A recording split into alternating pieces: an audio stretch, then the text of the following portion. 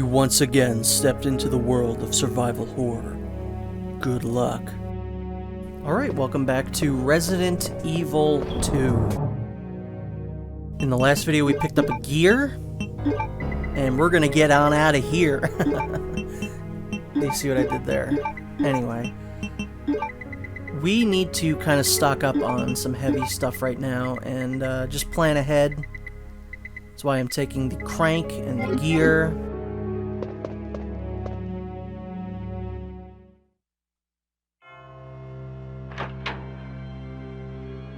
We are going to be saying bye-bye to the R.P.D. right now. I mean, for now, you know, obviously I'll be doing the B scenario. I do believe... Oh, there should be. Oh, I think he's still there, but he's just off screen.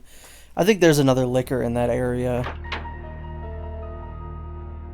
Now, this cutscene that's about to play is very funny, because it basically means nothing to us.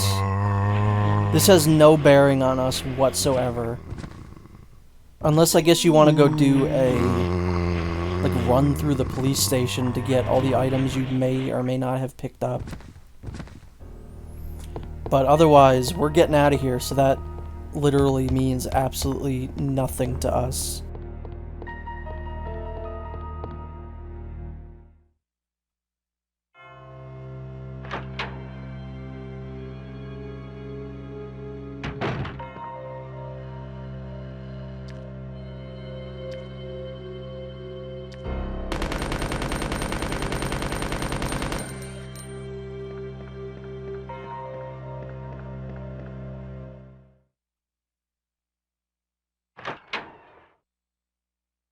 I do think that the clock tower was implemented a little bit better in the remake than it is here. It serves a very different purpose, technically. You're still doing, like, the same thing.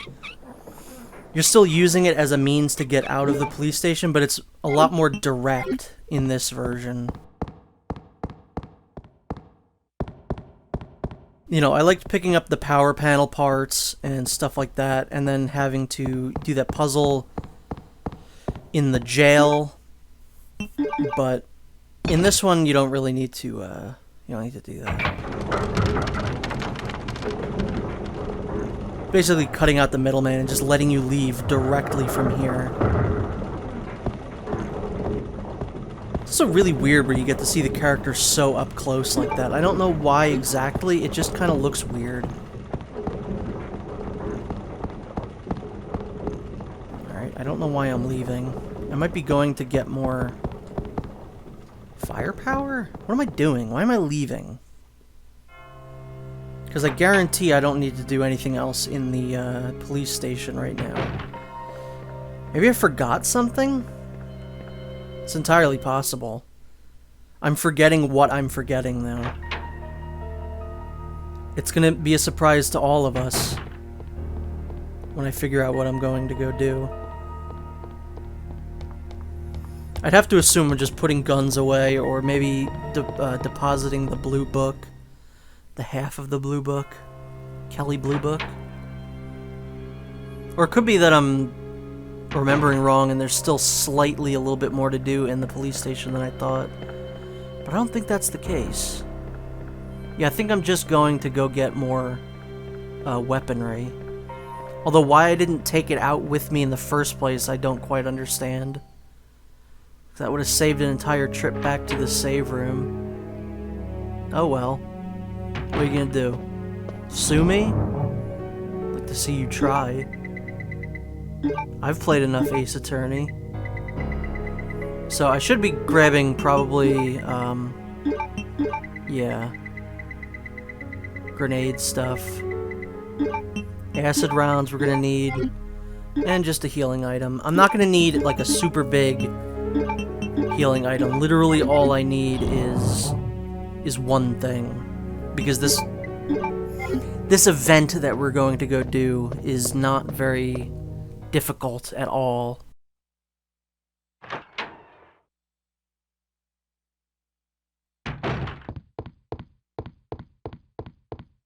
Oh, right. I thought that you jumped down from there. I think Leon does that. That's what I'm thinking of. In the B scenario, or I guess just whatever in Leon's scenario, you jump down from the clock tower. So this is implemented a lot more like it is in the remake. Sherry, you're okay. I'm glad to see you're safe, Claire. So, we just gotta go over behind Iron's desk and deposit this blue slab. To return the slab. Now here's a very funny pun that they put in here. I don't know if this was supposed to be intentionally funny or not. Mail to the chief. Like, hail to the chief, do you get it? Do you understand? Their jokes and goofs? It's surprisingly funny for a note in a Resident Evil game that is a pun. Although this is some good stuff here. You get to learn more about Birkin and Irons and their relationship together and what Irons really has to do with the story at large. Birkin's kind of a more mysterious character in this version. Claire! I'm going down there. Stay here and wait for me, okay? He's definitely a lot more fleshed out in the remake, and if I get to hear my dude, TJ Rotolo, that's a plus for me. Now, we are actually about to fight the first boss in the game. 6 videos in, I know. Pretty wild that it's taking this long to fight a boss. Ah! Help me! Ah!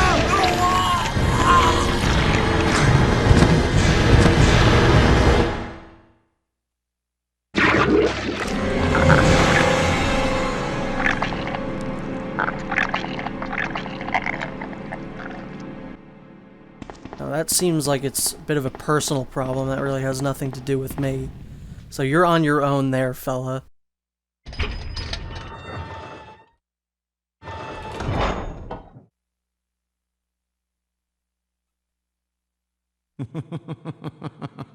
So you've made it this far. Not bad, girl.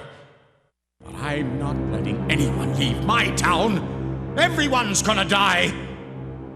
Calm down, Chief. What happened? Shut up! You couldn't possibly understand what's happened. Those monsters from Umbrella have destroyed my beautiful town. How could they do that to me after everything I've done for them? So it's true. You have been working with Umbrella. Then you must know about the G-Virus. What is it? Tell me! If you must know, it's the agent that can turn humans into the ultimate bioweapons. Superior to the T-Virus in every way. Dr. William Birkin is the genius behind the project. William Birkin?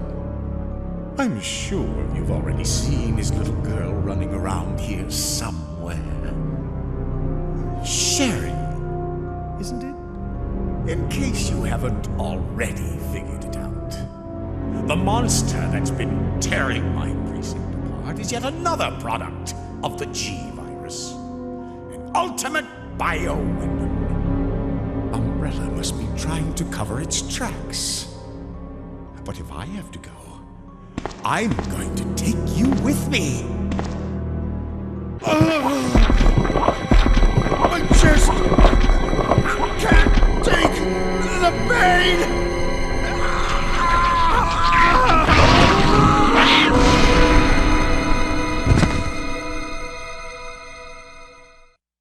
Okay, buddy. It's weird that she has nothing to say about that. I tried to, like, examine Birkin Irons, but there was basically nothing to be said there. It's very strange. Disturbing stuff indeed, Claire.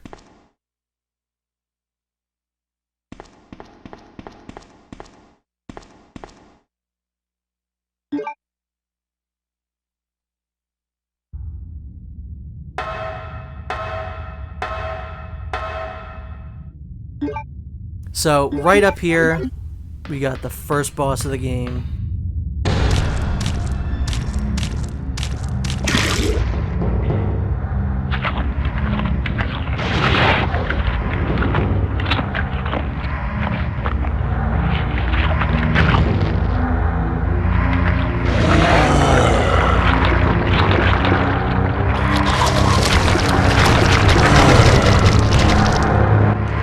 is the G-type adult.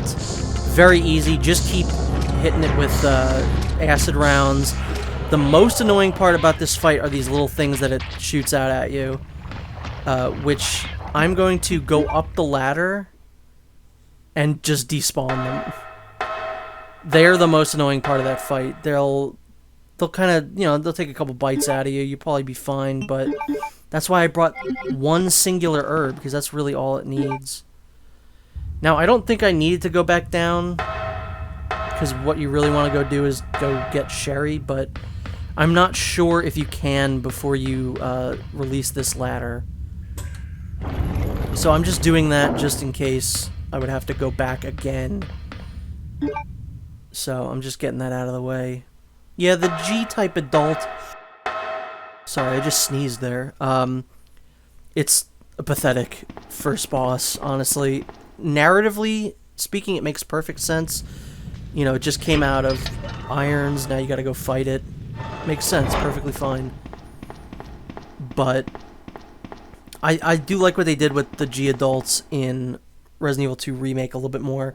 They're kind of more, like normal-ish enemies. They're kind of more uncommon enemy types that you can fight in that game, and I think that's fine. Better than just a pathetic boss that takes like 5 acid rounds to kill. Claire, you came back! I can't believe the man who developed the G-Virus is actually her father. What's wrong, Claire? It's nothing. But I think I found a way out of here. We should be able to find someplace safe if we can just make it out of town. But... Don't worry, I'll protect you. I promise. But you have to make sure you don't leave my side. Leon, are you still there? We're leaving.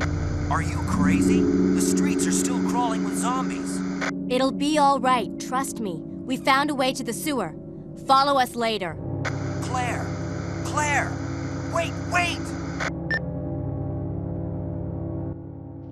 And this is another way that the A-B scenario in this game is about 1,000 times better done than the remake. Because the first boss you fight, when you're doing Leon's first scenario, the first run, is William Birkin. The first fight that you have as Claire in the second run is William Birkin. Exact same scenario, exact same location, exact same outcome, exact same way that you run into him. Whereas in this one, Claire fights the G-type adult in one location. Leon fights a completely different boss in a completely different location.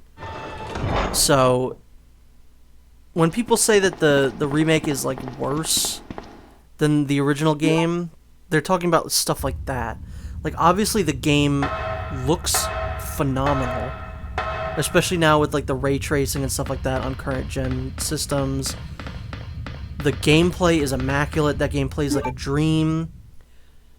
But just the narrative stuff, they didn't go far enough with. Because it's just... The A and B scenario are, for all intents and purposes, the exact same thing. Come on, let's get out of here.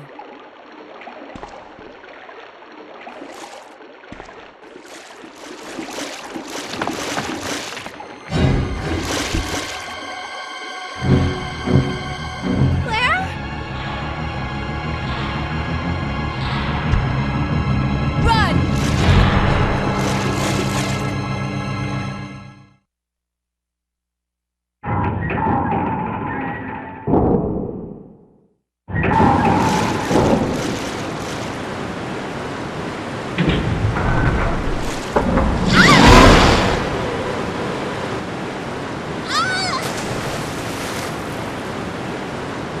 Sherry? Where are you? Sherry! Claire! I'm here! That narrows it down.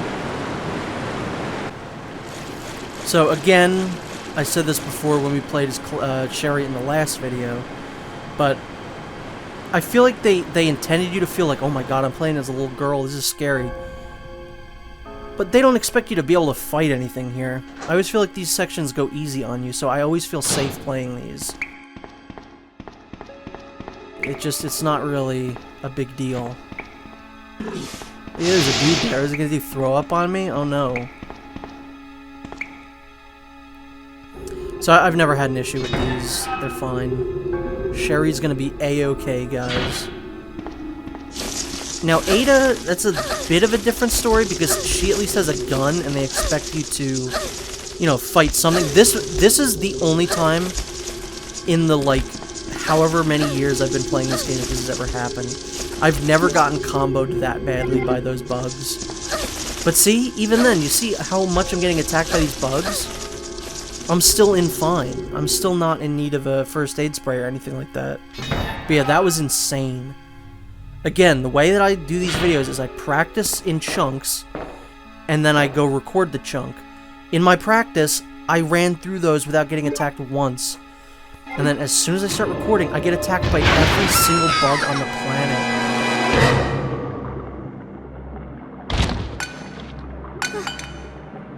Claire? Oh. Oh.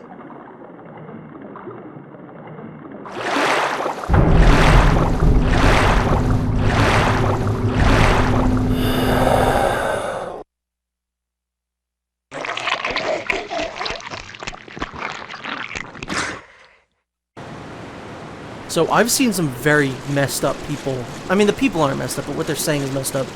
Say that in that moment there, Birkin assaulted Sherry in a way that you would absolutely not want a father to do to his daughter, or a man to do to a child.